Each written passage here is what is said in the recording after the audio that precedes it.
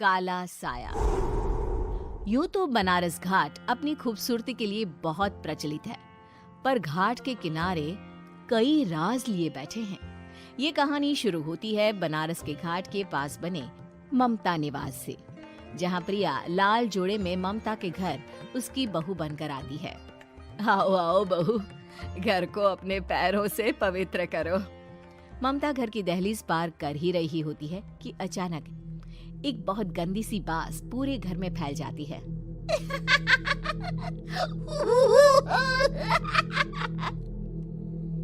ये बदबू और ये आवाजें, ये कौन हंस रहा है माँ? अब ये पड़ोसी ना हमारे थोड़े अलग से है। कहाँ हम शाकाहारी और ये मांस मच्छी खाने वाले। छोड़, तू ध्यान मत दे और गृह प्रवेश कर। और हाँ बहू, अपनी सास की एक बात हमेशा याद रखना, इन पड़ोसियों से तो कभी बात नहीं करेगी। अच्छे लोग नहीं है ये। अपनी सास की ये बात मानेगी ना बेटा? हाँ माँ, जो आपकी मर्जी, मैं उनसे बात नहीं करूंगी।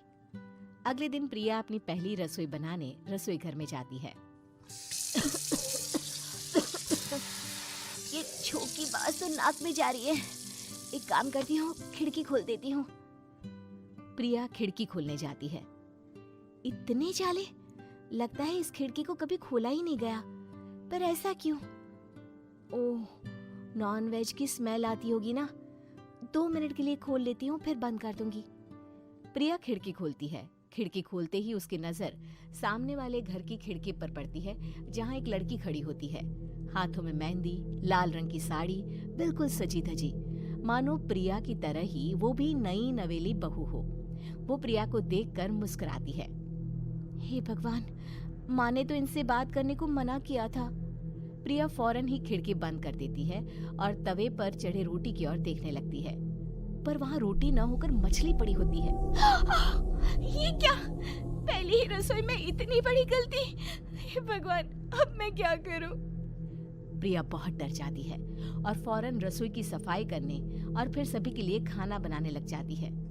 जब वो सबको खाना परोसती है, सब तो ठीक है, मैं बेकार में चिंता कर रही थी। हे भगवान, ऐसे ही बस अपनी कृपा बनाए रखना। रात के वक्त जब सब सो रहे होते हैं, तब प्रिया को पायल की आवाज सुनाई देती है, जिससे उसकी आंख खुल जाती है। ये पायल की आवाज कहाँ से आ रही है? प्रिया उठकर उस आवाज के पीछे छत की सीढ़ियों तक जाती है। तभी उसे बच्चे के रोने की आवाज आती है। प्रिया छत पर जाती है तो क्या देखती है? वही लाल साड़ी वाली लड़की अपनी गोद में एक नवजात बच्चे को घुमा घुमा कर सुला रही है। तभी प्रिया की नजर उसके पेट पर पड़ती है। ओह गॉड, ये तो प्रेग्नेंट भी है। सुनिए, बच्चा सो नहीं रहा है क्या? मैं कुछ मदद करूं? नहीं नहीं, आपके घर वालों को अच्छा नहीं लगेगा, मैं संभाल लूंगी। स्नेहा की गोद से बच्चा हाथ मारकर प्रिया की गोद में आने को छटपटाने लगता है। दोनों घर अगल बगल में बने होने के कारण प्रिया उस बच्चे को गोद में ले लेती है। प्रिया के पास आते ही वो सो जाता है। बच्चे का वो स्पर्श रात भर प्रिया भूल नहीं पाती और अगली सुबह वो छत पर कपड़े सुखा रही होती है। तभी उसे एक औरत इशारा करके बुलाती है। स्नेहा कह रही थी बाबू तुम्हारी गोद में आते ही सो गया। मैं गौरी, स्नेहा की माँ हूँ। बहू, घर आना, बाबू को खिला भी लेना। शाम को जब घर पर कोई नहीं रहता, बच्चे से मिलने के लिए प्रिया छिपकर अपनी पड़ोसन के घर चली जाती है और कुछ देर बच्चे को खिलाकर वापस लौट आती है। इसके कुछ दिन बाद ही प्रिया को पता चलता है कि वो माँ बनने वाली है। ममता की खुशी का ठिकाना नहीं रहता।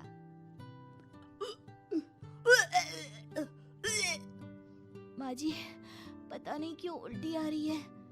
प्रिया भागती हुई वॉशरूम में जाती है तो हरे और लाल रंग की उल्टी करती है। उस उल्टी में से कीड़े निकलते हैं। ये क्या? खून और ये कीड़े! माँ! माँ! प्रिया की आवाज सुनकर ममता दौड़ कर आती है, पर बेसिन में कुछ नहीं होता। प्रिया हक्की बक्की रह जाती है। ये सब क्या हो रहा है? प्रिया घबरा जाती है और अपने कमरे में जाकर सो जाती है। डर के कारण वो इतनी थक जाती है कि उसकी आंख लग जाती है। तब उसे ऐसा लगता है उसके पेट पर मानो कोई बैठा हुआ हो। कौन हो? प्रिया के पेट पर एक 5 महीने की बच्ची बैठी हुई थी, जो बुरी तरह जली हुई थी। माँ, तुम ही मुझे लाई ना अपने पेट में। मैं तुम्हारी माँ नहीं हूँ। कौन हो तुम? माँ, देखो मैं जल गई बुरी तरह से। 6 महीने पेट में रहने को भी मुझे नहीं मिला। सहला दो ना माँ।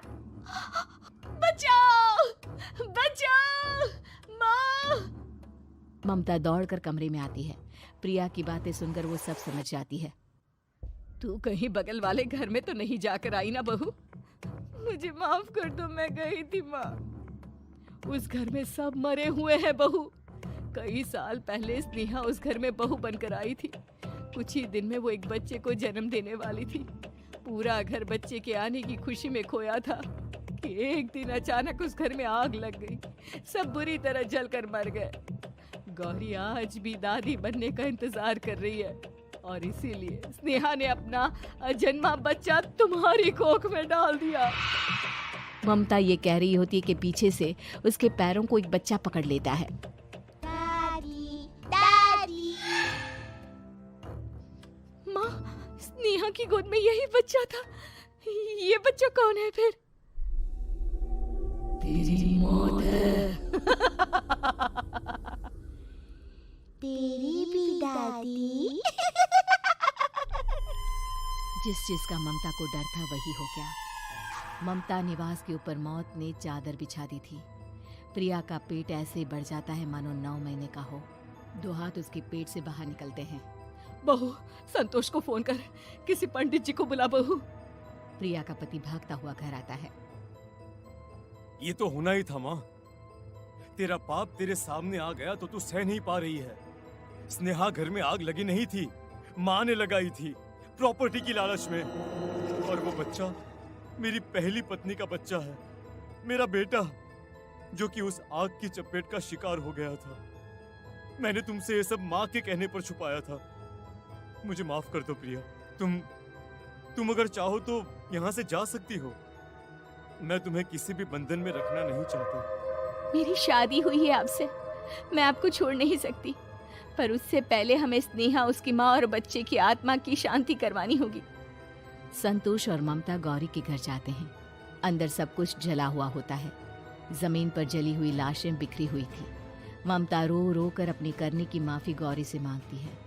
प्रिया स्नेहा के घर वालों का अंतिम संस्कार करवा देती है और ममता निवास फिर से आत्माओं के साए से मुक्त हो जाता है।